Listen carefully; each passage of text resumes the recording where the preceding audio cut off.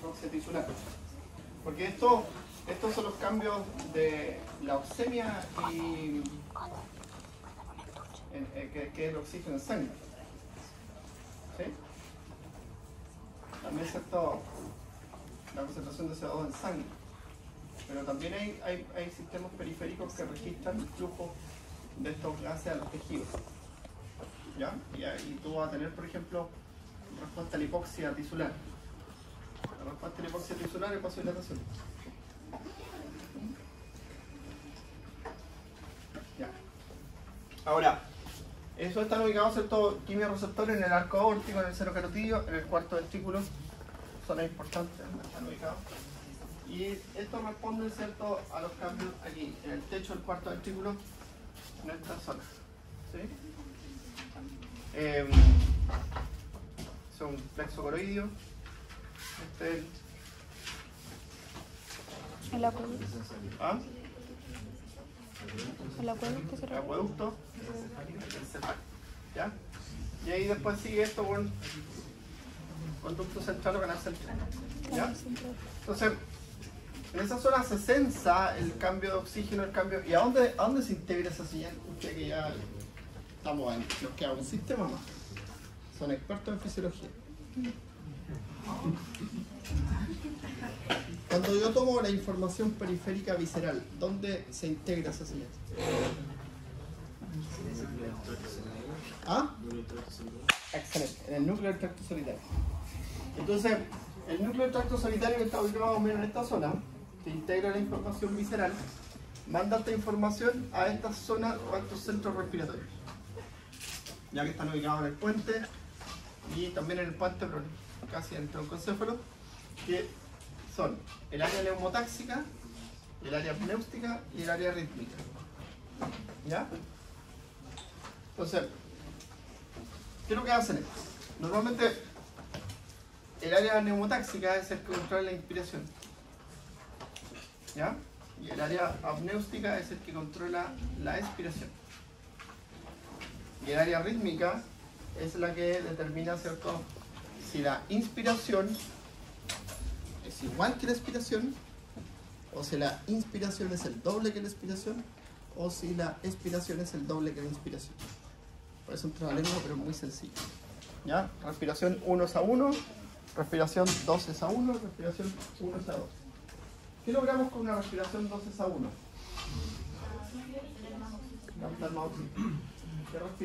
¿Qué logramos con una respiración 1 es a 2? Eliminar el oxígeno. ¿Ya? Eso. Profe, yo he leído el centro neumotáxico en el ¿tiene algún cierto tipo de control sobre la rítmica, ¿no es cierto? El área rítmica tiene un control sobre ello. ¿La rítmica tiene un control sobre Sí. Ella es la que controla y determina, ¿cierto?, si el patrón respiratorio 1 es a 1, 1 es a 2 o 2 es a 1. ¿Ya? También yo en la primera clase, en la introducción, que el área rítmica se dividía en dos, una ventral y una dorsal. ¿Sí? Pero estas controlan como sistema respiratorio, o sea, como una va como al accesorio y la otra va a la respiración pasiva. Claro, eso. Porque una controla la musculatura pasiva, que es la dorsal, y la otra respiración activa. Y eso, el núcleo dorsal y ventral que tú viste son del vago, el núcleo dorsal y ventral del vago. ¿Ya? Muy bien. A ver, estudiamos. Si aquí para adelante se van solitos. ¿Sí? Yo me encuentro con los estudiantes que están en cuarto, quinto, y me dicen, ¿entendieron así? Se puede olvidar uno, pero tienen que antes de las clases ir a clase y van a. Siempre empiezan a estudiar las enfermedades, la fisiología. Yo llevo hasta la fisiopatología y a los estudiantes de fisiopatología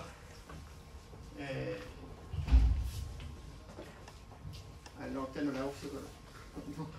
Y no hago fisiopatología. Porque si no le sale hasta por la oreja. Y siempre les digo, hacemos una clase introductoria que se llama Cambios Funcionales del Sistema Respiratorio en la Enfermedad. Y vemos cómo responde el cuerpo a la hipoxia, cómo responde el cuerpo al hipercapnia, como con el cambio de pH. Y hacemos un repaso de fisiología y después empezamos a hablar del EPO, el asma y todas las enfermedades respiratorias. Y les resulta, les va mal, pero les resulta bien. Bueno, entonces, ahora mira, este es como el esquema general del control de la respiración, porque estos centros están ubicados en el puente, ¿cierto? ¿Sí? Y responden al núcleo del tracto solitario.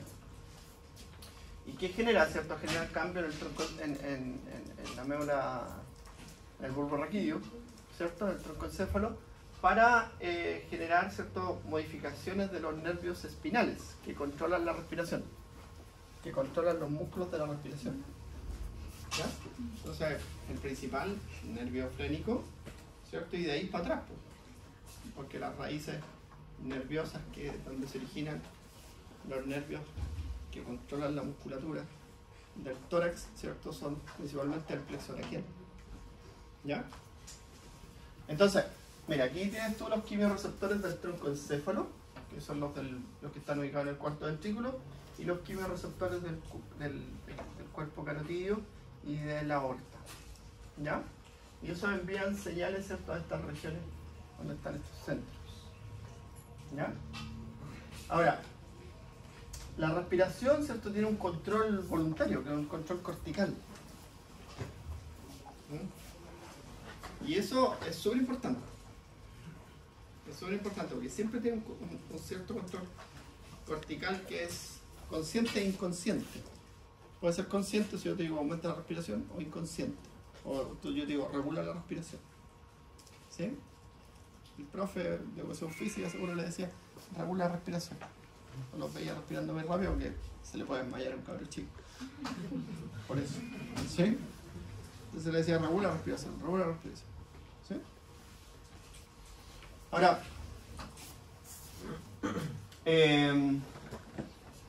eso es súper importante porque a veces cuando ustedes, por ejemplo, pasan de la respiración, de esta respiración semi-controlada a una respiración absolutamente automática, en ese cambio, cuando vemos en la anestesia, eso produce apnea. Bueno, se llama apnea de inducción, que ocurre con todos los anestesios. Porque hacen pasar, ¿cierto?, a la respiración semi-voluntaria, consciente-inconsciente, a una respiración absolutamente automática.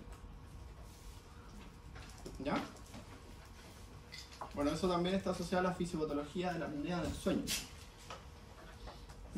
Y ahí también se produce el cambio de la respiración semiconsciente a una respiración totalmente voluntaria. ¿Ya? Bueno.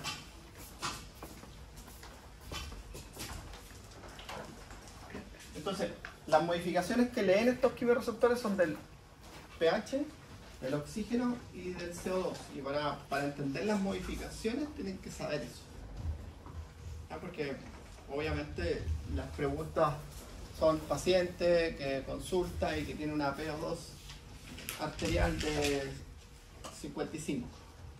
¿Cómo encuentra usted el patrón respiratorio? Si es 55, ¿está aumentado o disminuido? Disminuido. ¿O normal? De oxígeno. Disminuido. Entonces, ¿cómo va a responder ese paciente? Aumentando la respiración, pues tú lo vas a ver con hiperventilando. ¿Ven? Bien. ¿Ves que lo lograron? Costó, pero lo lograron. Entonces, los quimiorreceptores, ¿cierto? Llevan la información al centro respiratorio, los músculos respiratorios modifican la ventilación en base a eso, al control. ¿Ya? Entonces, a veces también vas a encontrar tú la siguiente situación, que te van a decir, este compuesto, o fármaco, un tóxico, cualquier cosa, desplaza el umbral de respuesta. ¿Qué significa eso? ¿Lo han escuchado alguna vez, cierto? ¿Alguno les suena? Desplaza el umbral de respuesta.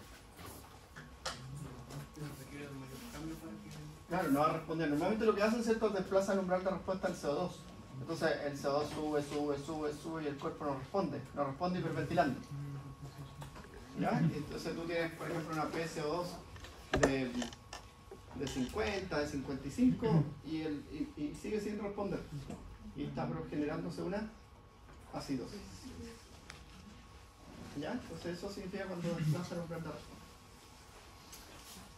Bueno, entonces si hay una inspiración baja de oxígeno, una situación de altura o por ejemplo una restricción de oxígeno, o un paciente que ustedes están viendo, ¿cierto? Tiene una neumonía o tiene una bronquitis bien compleja, ¿cierto? La presión de oxígeno alveolar, ¿cierto? Va a ser baja y la presión arterial de oxígeno va a ser baja.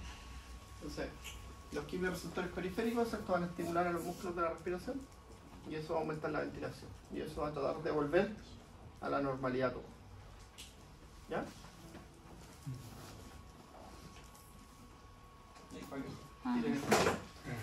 Entonces, respirando un aire que contiene una elevada concentración de CO2. ¿Ya? Si estamos aquí y cerramos las puertas, se empieza a aumentar el CO2. Entonces aquí en este caso, la gran diferencia, porque está el esquema este, la diferencia es que aumenta la concentración de hidrogeniones porque ahí aumenta el pH. Y aumenta, ¿cierto?, también la concentración de CO2 en el fluido cerebroespinal. Y eso lo leen los quimiorreceptores centrales a través de la concentración de hidrogeniones, porque en el fluido cerebroespinal se produce la misma reacción de la anhidrasa carbónica. De hecho, la anhidrasa carbónica está en el sistema nervioso porque participa en la síntesis del fluido cerebroespinal. Entonces, ahí, ¿cierto?, se produce la misma reacción. Entonces, nuestro CO2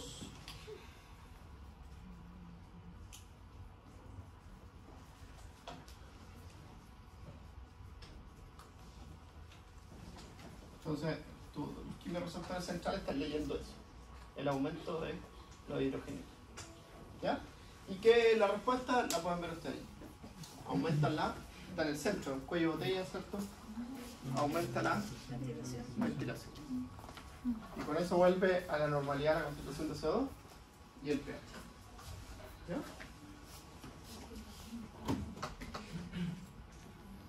Mira, en hipoventilación, ¿cómo cambia? En hiperventilación y en ventilación normal, ¿cómo cambia la presión arterial de CO2? Entonces, la hipoventilación, ¿cierto?, aumenta la presión arterial de CO2 y la hiperventilación la disminuye. Entonces, una produce acidosis y la otra produce alcalosis. ¿Ya?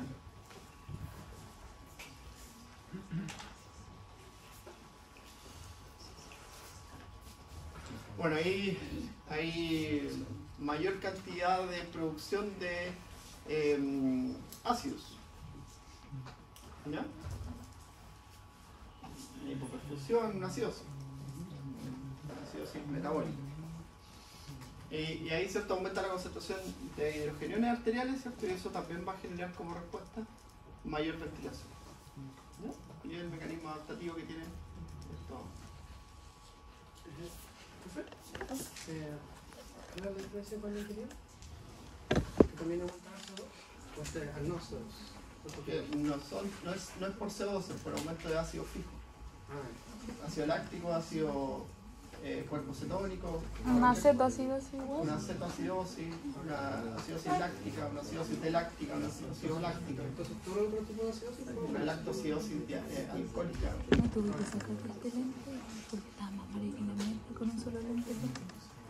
Muy mal. Entonces, la disminución del oxígeno, ¿cierto? Acá están los quimiorreceptores periféricos, pero los quimiorreceptores periféricos y centrales no responden al CO2 directamente, sino que responden al hidrogenio. A los cambios de hidrogenio. Por eso que el CO2 se considera una fuente de protones. ¿Sí? Una fuente de protones. Gracias, Simón. Vamos a ver, plaza al frente. Si no va a abrir la puerta. Ahí está. Sí, no hay muchas cosas. Este hombre se fue. Como lo único que quedamos hasta el final. Hasta enero,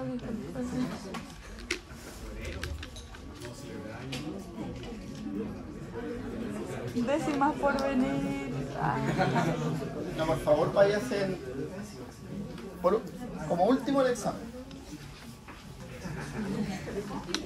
Como mínimo el Como examen. último el examen, pero váyase.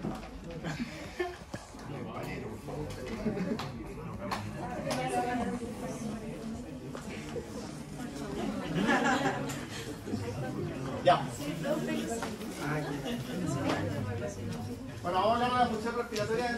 especiales.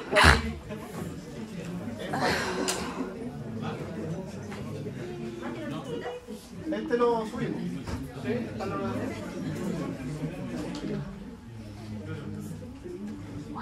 entonces, ¿Cómo se sube el video después? Chicharro, que es un profesor de la Universidad Mayor de Santiago, español, que es famoso por su libro de Fisiología del Ejercicio, dice que las respuestas de adaptaciones del sistema cardiovascular, ¿cierto?, son súbitas y vuelven a la normalidad en reposo en un tipo entrenado, una persona entrenada. ¿Sí? Entonces, normalmente cuando nos sometemos a un esfuerzo, nuestro sistema cardiorrespiratorio se adapta y después volvemos rápidamente a la situación de reposo. El cómo volvemos a la situación de reposo va a depender del tipo de entrenamiento, del grado de entrenamiento que tengamos. ¿Ya? Eso también.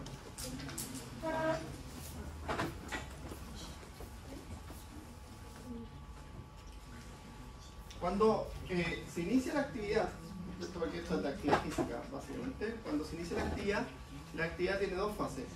Una fase inicial, ¿cierto?, que es cortical absoluta. Y por eso que tiene que ver mucho con la motivación. ¿Ya? En el deporte se usa hay una escala que se llama Bates, parece, ¿sí?, que es una escala para ver el perfil de motivación que tiene un atleta. Y eso es fundamental. Y en instituciones grandes de fútbol, por ejemplo, en instituciones de atletismo grandes, la ocupan en la mañana, cuando llegan, para ver cómo están. Para ver cómo están con ese día, y si no, los mandan a descansar, no sé. Una especie de encuesta de una hoja que se llena, y por eso se ve el perfil del estado de ánimo del atleta, porque la motivación es fundamental. Y se ha comprobado que la falta de motivación predispone a lesiones, un montón de eso. Vamos a hacer ese mes para comentando la sal. Claro, a ver si tienen motivación.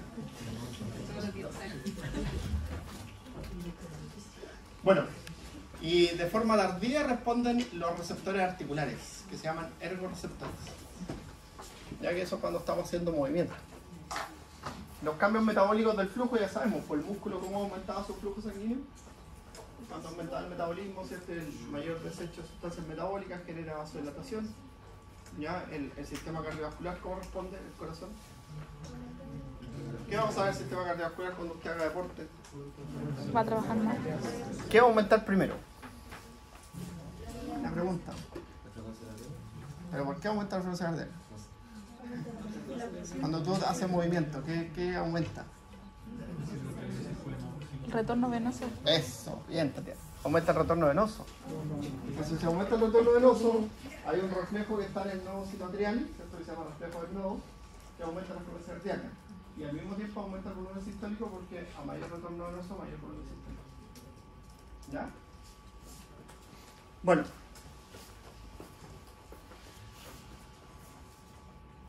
En el caso del sistema respiratorio, ¿cómo va a adaptarse a la mayor demanda? Porque va a haber mayor demanda de oxígeno.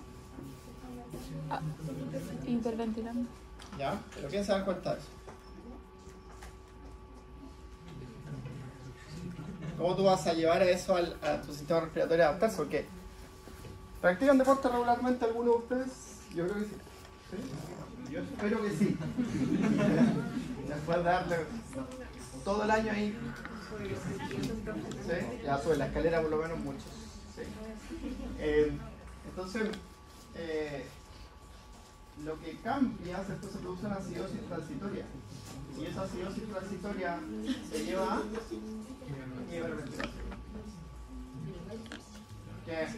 Que siempre es autonómica, siempre es autonómica. Siempre es autonómica, por eso que entonces uno a veces al principio como que se ahoga un poco porque es autonómico. Entonces tu sistema simpático te está haciendo eso. ¿Sí? Y se produce hiperventilación. Entonces por eso que está esta fase que usan, ¿cierto?, de activación cuando uno hace deporte. Son 5 o 10 minutos, que hace una cosa así como que acelera, desacelera, se queda tranquilo y hace un poquito de elongación activa para que todos estos mecanismos que necesitas tú activar se activen en ese proceso. El calentamiento. El calentamiento que le decía el profe de educación física. Profe, a veces me pasa que cuando empiezo a hacer ejercicio, empiezo como a bostezar. Es por la ansiedad.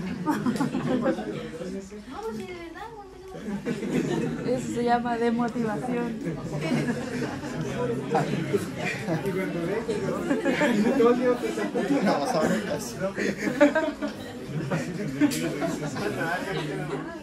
¿No?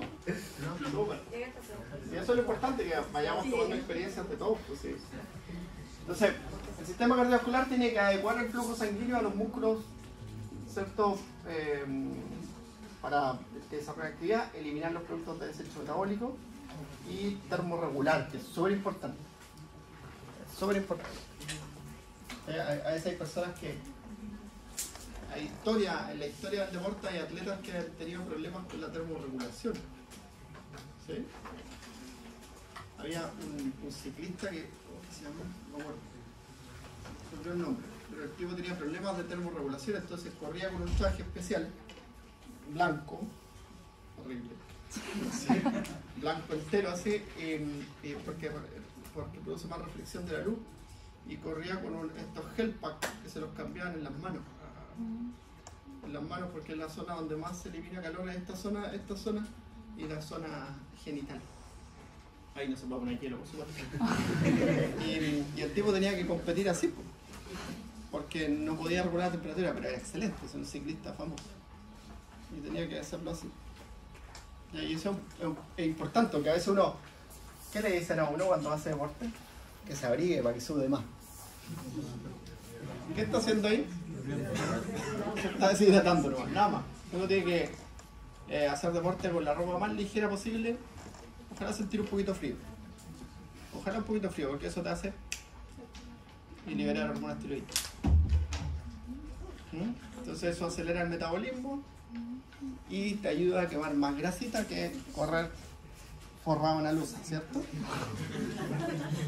Que lo único que hace eso es deshidratación. Y se pierde uno de los mecanismos que tienes que activar tú con la termorregulación. Y a veces cuando hay muy abrigado, pasa.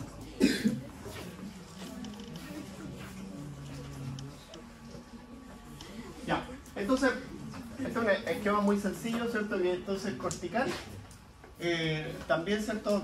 De forma, la activación cortical también es capaz de activar a los centros autonómicos. Y eso aumenta el tono simpático y disminuye el tono parasimpático. Y la articulación y la actividad muscular también a través del sistema simpático aumenta la función cardiovascular. ¿Ya?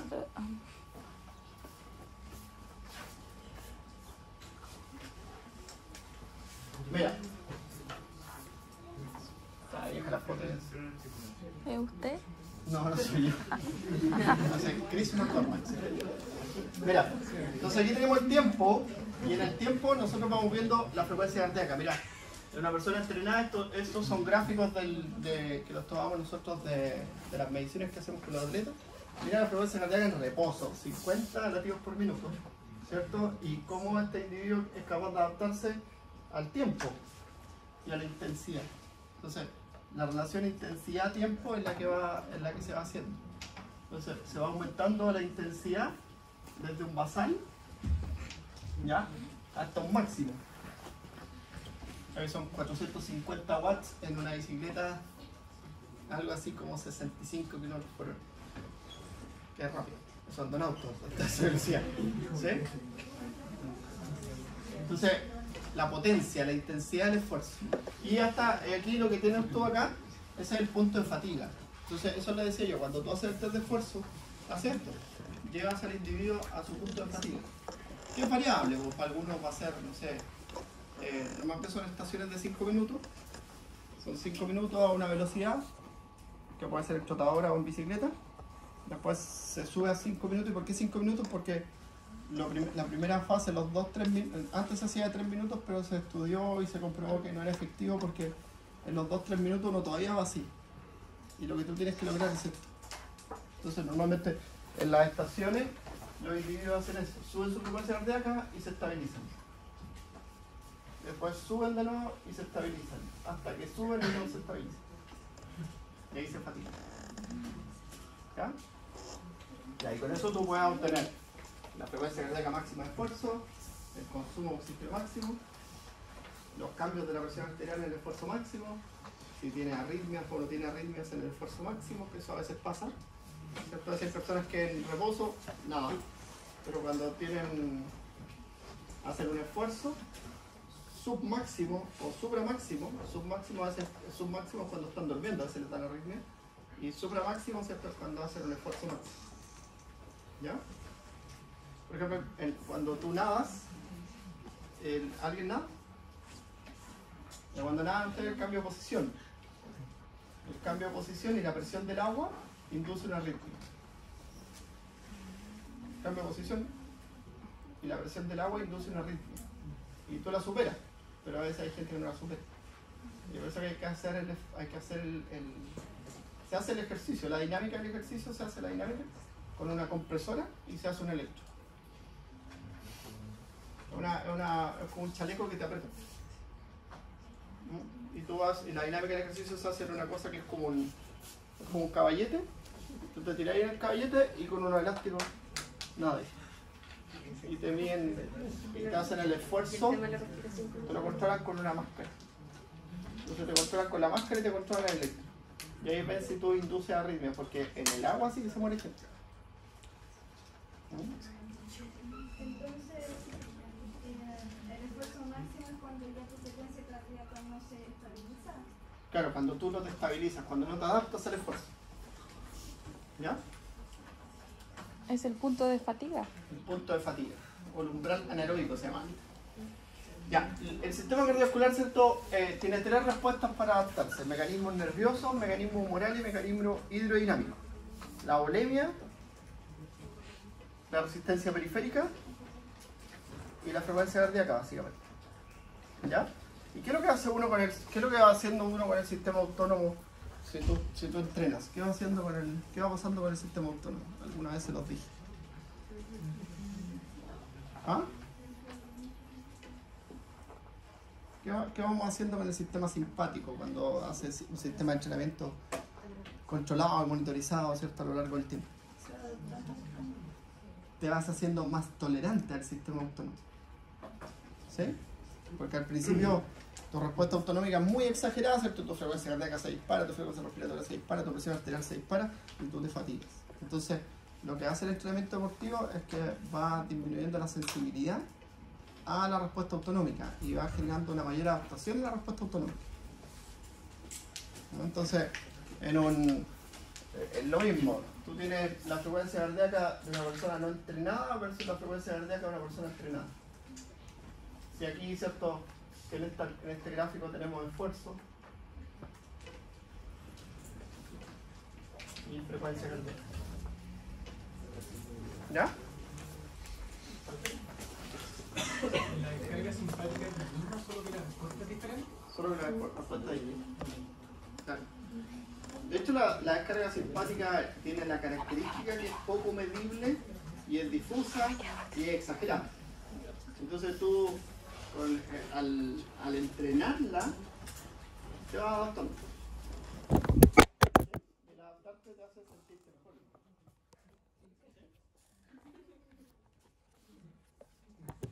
Bueno. No me queda batería en el celular. Ya, el reflejo del nodo y el reflejo de Brainbridge, ¿cierto?, son los que modulan de forma intrínseca el corazón. ¿Sí? El nodo sinoatrial tiene un reflejo, ¿cierto?, a la distensión, que aumenta la frecuencia cardíaca. ¿Y cuál es el reflejo de Brainbridge?